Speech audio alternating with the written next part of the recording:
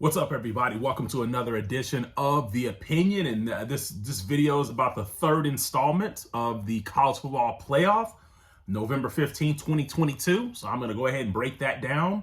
Really only going to talk about the top 7 teams. Not really going to talk about teams rated below from 10 on. I mean, I really don't even have to talk about the teams rated behind the number 7 team here in my preview of the ranking. Those teams are kind of just there for show, part of the show, but they really don't much have a chance to get into the college football playoff. At this point in time, no point in talking about North Carolina or Clemson until further notice. Unless there's something that happens within the top 7, I'm not really going to include those teams today as well. So without further ado, let me go ahead and talk about the top 7, starting with number 7 and counting my way all the way up to number 1, because I think there will be a change in these rankings as well. So I've got USC staying pat right there at number 7. They played Colorado, not a strong opponent. They went out there, took care of business, did what they had to do.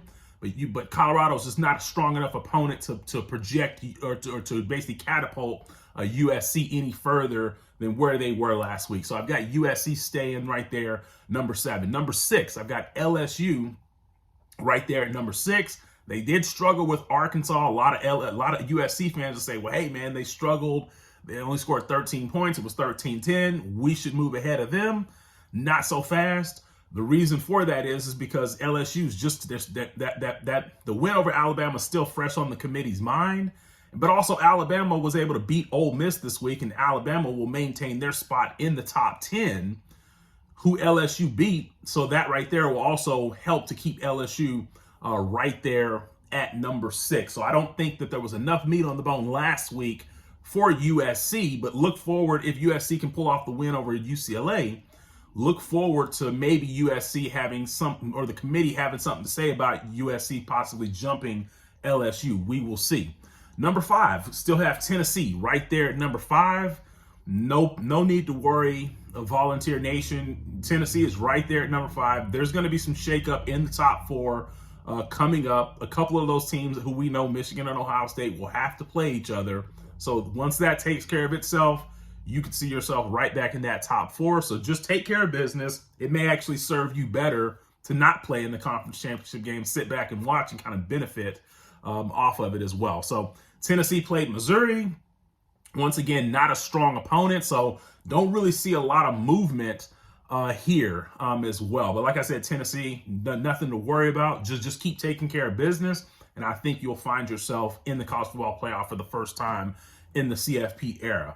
Number 4, surprise here, Michigan. I've got Michigan at number 4. Last week, Michigan was at number 3. I had Michigan actually falling back to number 4. And the reason for that is, let's go ahead and talk about the team that I have at number 3, who I believe should be at number 3, who I believe the committee will put at number 3, and that's TCU. So TCU last week went on the road, played number 18, who was number 8. They're not going to be number 18 this week, but they were number 18 in the playoff poll last week, which was the Texas Longhorns in Austin.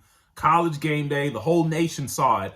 And TCU basically, I know the final score was 17-10, but TCU basically shut out Texas's offense, held them to less than 200 yards total offense, shut them down on the road. A college football ranked team at that time, TCU shut them out in front of a national stage, and I just feel that win is more solid than Michigan beating Nebraska.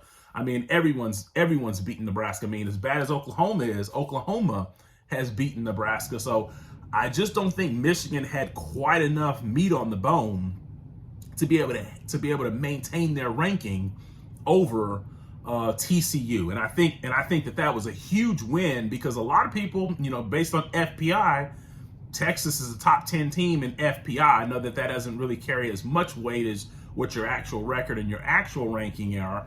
But I think that was enough meat on the bone to then catapult TCU to number 3 and to move Michigan back to number 4. And then, of course, at number 2 and number 1, Ohio State at number 2. Obviously, Georgia at number 1. The win over Tennessee still fresh on the committee's minds as well. So that is what I see happening when the polls are unveiled here just in another couple of hours. I see TCU being moved up to number 3. And really, And really, like I said, I think TCU, with that big win over a top 25 college football ranked team, I think they were the only team in the top 7 to play another team that was a college football ranked top 25 team over last weekend as well. So with that being said, I think TCU has enough to move up. But also, you have to remember, this is on TV. So if the top 7 is the exact same as it was last week, what questions is Reese Davis and those guys going to ask the committee chair? They won't have any questions to ask. It'll be the same thing as last week. So TV has to do something, right? They have to do something to basically shake it up or to basically change a ranking here or there, so that way they have some questions to ask as it relates to why did TCU move up? Why did Michigan move back as well? So like I said, I think I always have the pulse of the committee and what they're going to do. So just make sure that you subscribe here, because I'm going to be telling you exactly what the committee is going to be doing as we start winding down these last 2 to 3 weeks when you include the conference championship games. And I'm going to be able to tell you exactly who the committee is going to put in the ranking, where they're going to be ranked, and everything as well. So make sure you subscribe, and I'm out.